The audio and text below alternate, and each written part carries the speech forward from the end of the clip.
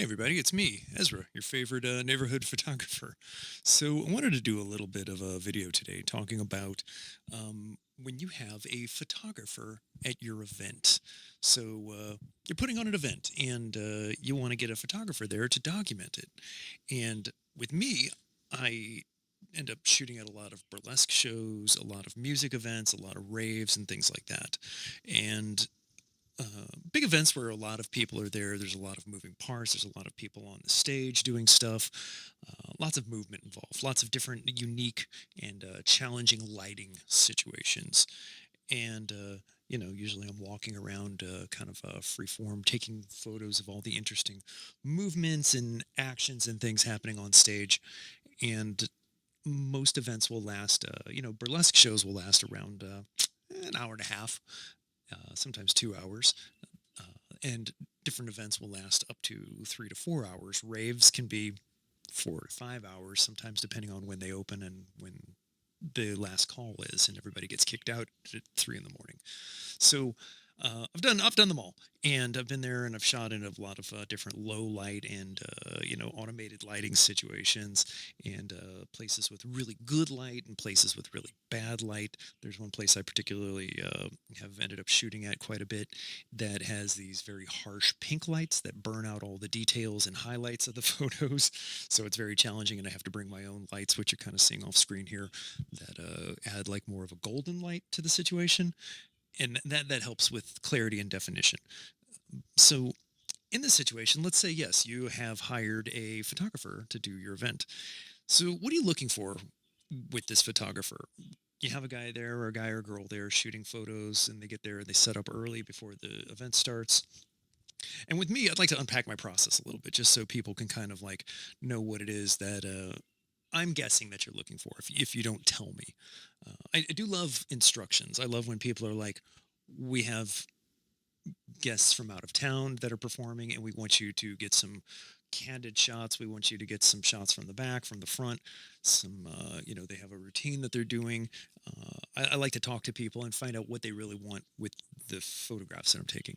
And a lot of times I don't get direction. They're like, use your best judgment, get some exciting shots. And I've gotten a pretty good eye over time for that.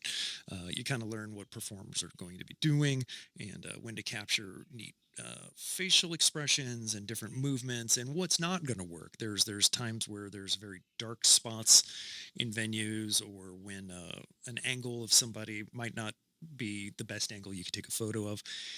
And ultimately, what I like to think of is going to be done with the photos. I'm going to turn them over to the producer of the show, and they will in turn share the photos with everybody who was in the show, so they can have some good documentation that they were performing in a fantastic show and everybody was there having a good time, and look at what a great performer this person is. They're doing big high profile shows.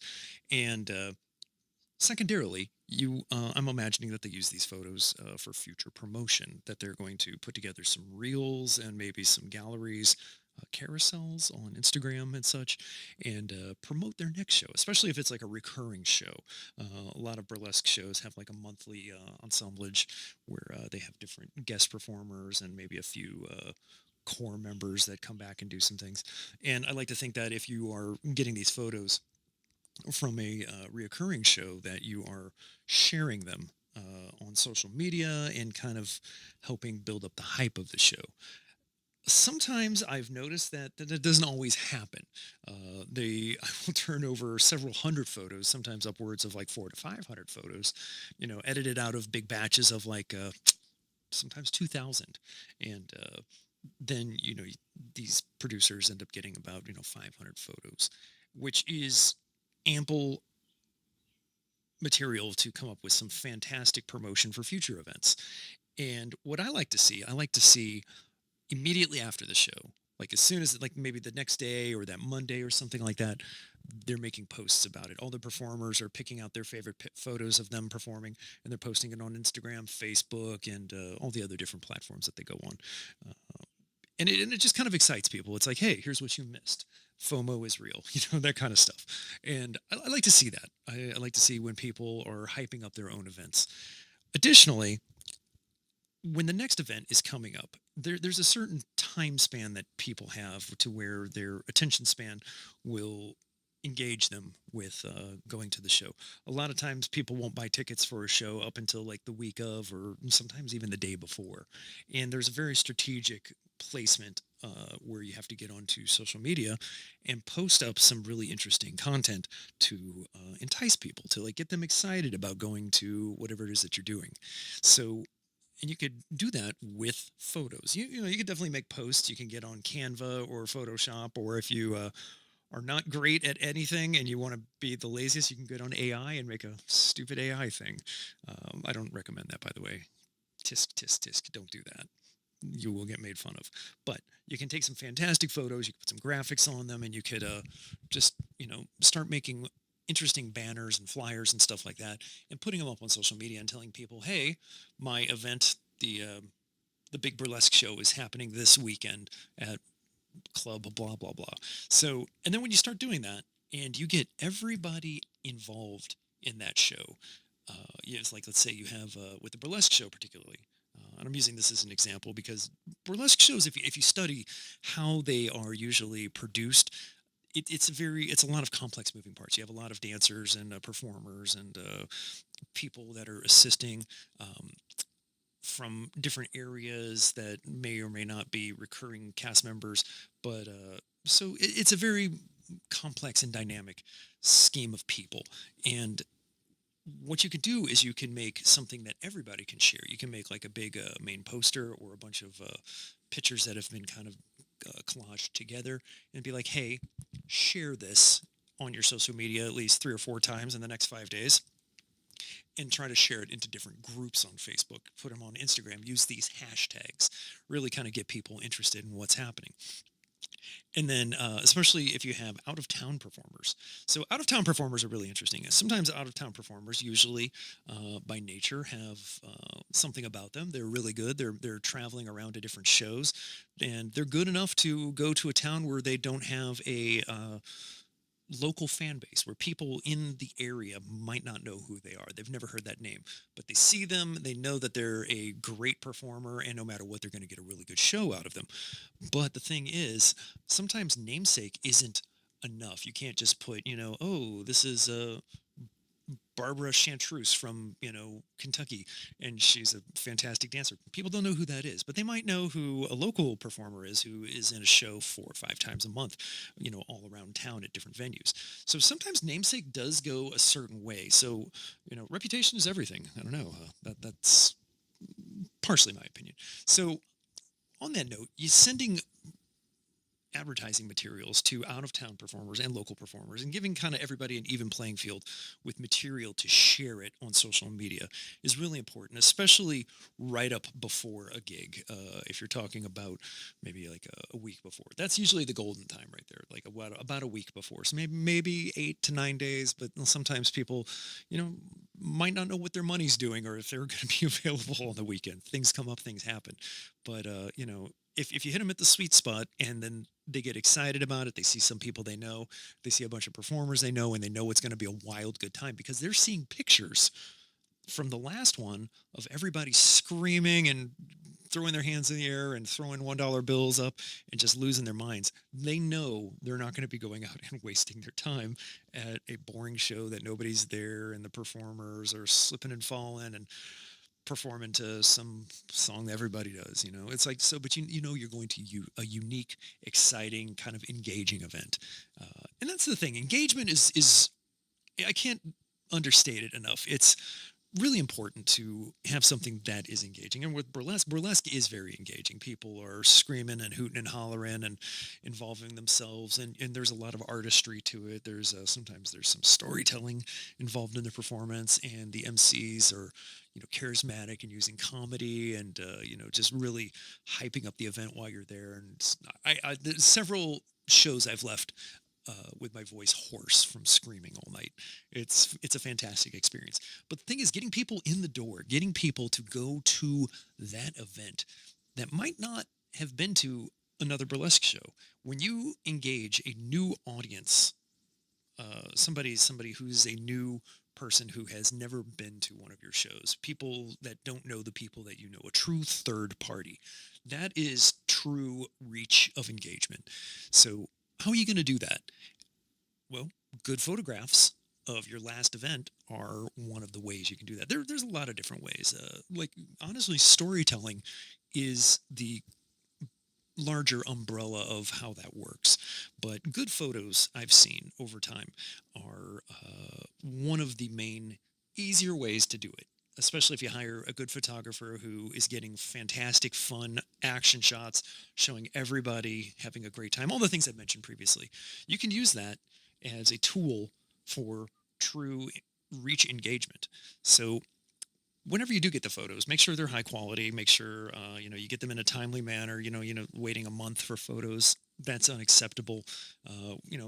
I try to get my photos out as soon as possible, and a lot of times I play or I shoot at venues where I know how the lighting is going to be, so I can kind of adapt how I'm going to be editing things, and I can make sure the photos turn out as good as possible based on what I know about the light in that venue. Sometimes very dark venues don't really yield great photos. If you're doing something in a venue that has like real bad ambient lighting, it's difficult to get good photos. And a good photographer can make the best out of a bad situation. I've been uh, shooting at a show one time that had I think the main source of light was a lit drink refrigerator that had like really harsh fluorescent lights inside. It kind of looked like a convenience store level of liminal space lighting. It was really bad. It was not a bad space, but the lighting was just really bad. And so you really kind of have to learn to make the best of a bad situation with lighting. And the performers, are all really good at that show, but figuring that out, that's part of my job in turning over a high quality of photo to the producer of that show. And on the side of producers, I don't want to tell anybody how to do their job. Everybody runs their shows different. Everybody advertises different. Everybody engages with their online audiences a little bit different. But getting out there and posting consistent content is important. When you see successful shows that have constant numbers that are reliable numbers, where the house is packed, where all the VIP tables sell out, where the bar is very happy with how the show runs, and it's very loud and exciting, and they pack the place. I used to actually DJ at a big show in San Francisco, and they would always pack a very large venue. But the host was an absolute top notch host. They always booked the best dancers, best performers. It was funny, it was sexy, it was exciting. They would always have some kind of ridiculous, amazing thing that you would just not expect. And hands down, any night of the week, you could say, you know what, this is the best show in town. But the thing was, they advertised consistently with it. They got out there, they put it all over social media. They had everybody involved with the show. They had, the 12 to 15 different performers that were in the show posting about it. Everybody carried the load. And that's important because everybody knows different people. Not everybody has the same corresponding friend groups. So sometimes, like if you have people that know people that you don't know, if you have, friend groups that are outside of your friend groups via other people, and you're getting them to share this advertisement for your show, that's an important thing to do because it really kind of like expands your audience. If you're trying to advertise to the same old audience, and sometimes they can't go, or they can't or they just have seen it over and over again, sometimes like, and it's hard to get out of a rut sometimes doing the same thing over and over. Sometimes you have the same space and a recurring cast, and you have to always come up with new ideas. Coming up with new ideas is difficult, and that's something that haunts us into old age. You have to stay fresh, you have to stay sharp. But yeah, anyway, so back to what I was saying. Getting everybody in the show to share the interesting and engaging advertising content is really important. Coming up with compelling, interesting, sexy advertising content that's so easy to understand that somebody who has zero attention span could look at it for 5 seconds and be like, oh yeah, this looks amazing. And I won't get into that now. There's an entire, philosophical theory about how that works, how engagement with imagery works. But you can make very simple, easy to see, and easy to engage with media to put out on social media, Instagram, and all the other different platforms that really captivate and capture people's attention. So And the other thing is too, and this is one thing I like to do when I produce a few shows. I produce some art shows and some different stuff a few times a year. But I like to get everybody who is involved to ask at least one friend or a partner or somebody that supports them to also share it. If like you have a boyfriend or a girlfriend or a roommate and you're like, hey, I'm going to be in this show. Can you also please share this and invite your friends? I do see a lot of different events on Facebook. Facebook is mainly where I see a lot of the different advertising for events go down. Um, Making an event on Facebook, making a invitable event, and then actually getting out there and inviting people, and then sharing the event to different groups that you're in. There's a lot of different community groups based on specific regions. Like I'm in Raleigh, North Carolina, so if I was doing an event, I would want to share it into different Raleigh community groups based on the etiquette of that group. Sometimes with burlesque shows, you don't want to pay, like share it into a different group that might find it inappropriate. So you kind of have to like, read the room and know your audience. But you definitely want to try to engage people that you might not normally engage. Additionally, you do want to engage the people that you know will go to a show. If you've seen people at a show, but they haven't been there in a few months or whatever, and you want to say, hey, I haven't seen you in a while. You might like this. I'll be there. Come check it out. Hang out with me. Something like that. But getting out there and inviting, actually going into Facebook, sometimes getting on a desktop or a laptop and actually going in as opposed to doing it on a phone and then sharing the event and inviting like that. It's a little more copacetic to do that. And doing everything on a phone, you can get by with that. That's not bad. That's not a bad way to do it. But when you are on a desktop, it's a little more directed and a little more intentionality involved with it. So I don't know. I've covered a lot of things here, and I hope I'm touching on some bases that might kind of help your brain, just get a few things ticking that you already know.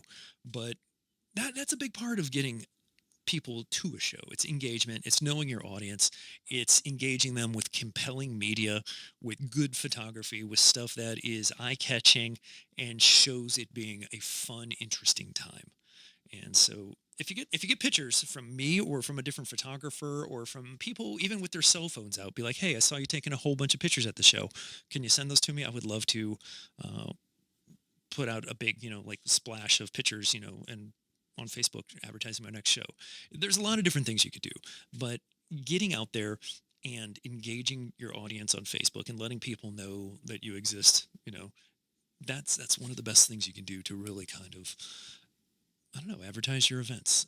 And that's the thing. I want people's events to succeed. I want people's shows to be packed to the gills. I want it to be uncomfortably full to capacity at the little venue that you're putting on, whatever your show might be.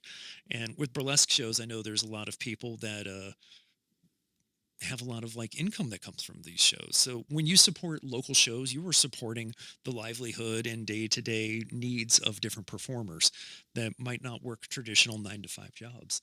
So imagine that you supporting small businesses. That's fantastic. So yeah, I don't know. Take the things that I'm saying to you with like with a grain of salt, but also with a little bit of seriousness.